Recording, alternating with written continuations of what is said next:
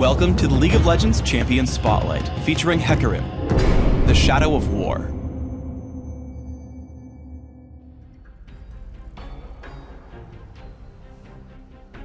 Hecarim is a melee fighter who specializes in high mobility and jungling.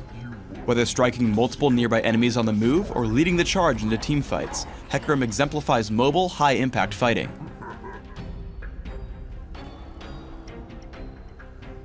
Hecarim's passive is Warpath. Hecarim ignores unit collision and gains a percentage of his bonus movement speed as bonus damage. Rampage immediately damages all nearby enemies. If it hits, the next activation of Rampage enjoys a lower cooldown down to a cap. If Rampage hasn't hit anything for a few seconds, the cooldown returns to normal. As Hecarim's primary damage source, take Rampage at level 1 and max it by level 9. Spirit of Dread creates an aura around Hecarim for a few seconds that constantly damages all nearby enemies. Additionally, Hecarim heals for a portion of any damage dealt to these enemies. Healing against minions is capped.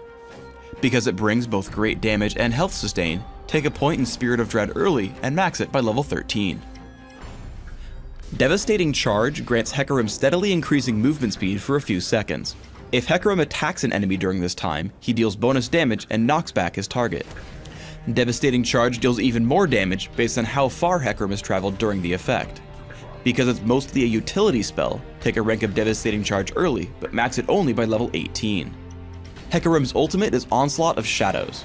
Hecarim charges to target location, damaging and causing all nearby enemies to flee from Hecarim for a short time.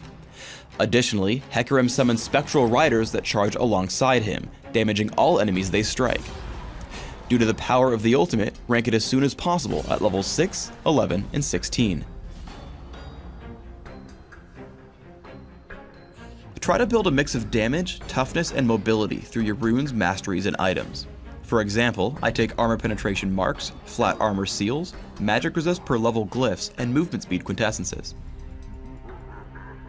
I recommend 9-12-9 masteries, taking armor penetration in offense, health and damage reduction in defense, and movement speed plus neutral buff duration in utility. When not jungling or in Dominion, drop the minion-specific masteries for extra armor and magic resist. In Classic, I open with Boots of Speed and 3 health potions. I rush for Wriggle's Lantern and Aegis of the Legion, before taking defensive boots depending on the enemy team. Trinity Force is the next major buy. After, I grab a mix of damage and durability through Maw of Malmortius and Frozen Heart. In Dominion, my build is similar. I start with Boots of Speed, Prospector's Blade, and 2 health potions. Aegis of the Legion, upgraded boots, and Trinity Force come next. From here, I adapt my build depending on my enemies, choosing among Randuin's Omen, Maw of Malmortius, Sanguine Blade, and Last Whisper.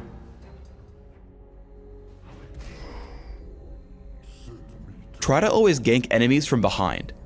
I activate Devastating Charge, close the distance on Galio, and make sure to push him away from his turret. I keep pace with him while I hit Rampage and Spirit of Dread to deal as much damage as possible, before retreating from the turret and giving Nasus first blood. Let's look back at this fight, because there's something else to point out. Hecarim wants to keep up with enemy champions as long as possible to maximize his damage.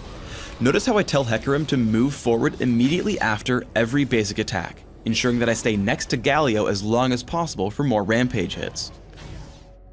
Make sure to use the most of Hecarim's mechanics. Before I shove Ezreal toward the wall, I first use Rampage, because Devastating Charge's movement speed feeds into Warpath, giving me bonus damage. I chase with Ghost as he runs, using Rampage and Spirit of Dread to kill him without breaking stride. I turn on Kayle and hit Onslaught of Shadows to lock her up under the turret and grab another kill. Finally, with Spirit of Dread still active, I Rampage and smite nearby minions to gain health back as I escape. When jungling, try to keep your cooldown reduction on Rampage alive between camps. To do this, make sure that Rampage is the killing blow on the last monster of the camp, then immediately run to the next one. As soon as you're in range, hit Rampage again to keep the cooldown low and enjoy your extra fast jungle speed. In this case, it let me clear the camps just fast enough to grab the Lizard Elder with Smite and run away with Devastating Charge. Remember that Onslaught of Shadows will constantly force the enemy champions to run away from you. Here I initiate on Rammus and move such that he'll run into my team. I push him with Devastating Charge and stay in front of him, cutting down his health with Rampage.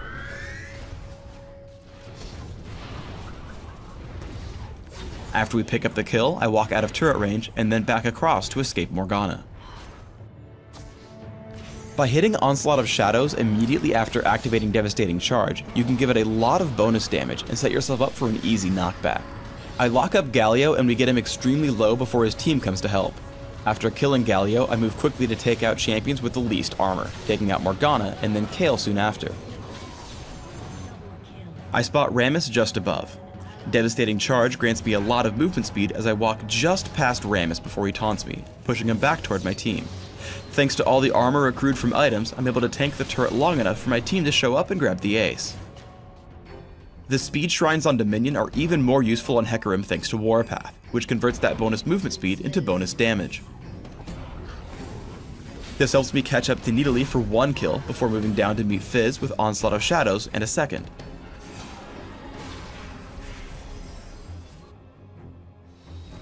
Combining speed shrines with Hecarim's ability to deal damage while moving means you should always try to juke skill shots. After taking down Nidalee and Fiora, I'm put into a duel against Fizz. I start winning, but then he fires off his ultimate. I dodge away and then chase him down with Devastating Charge. I take him out with Rampage and win control over the middle. Thanks for tuning in to the Hecarim Champion Spotlight. Please subscribe to the Riot Games YouTube channel above, and don't forget to thumbs us up just below the video.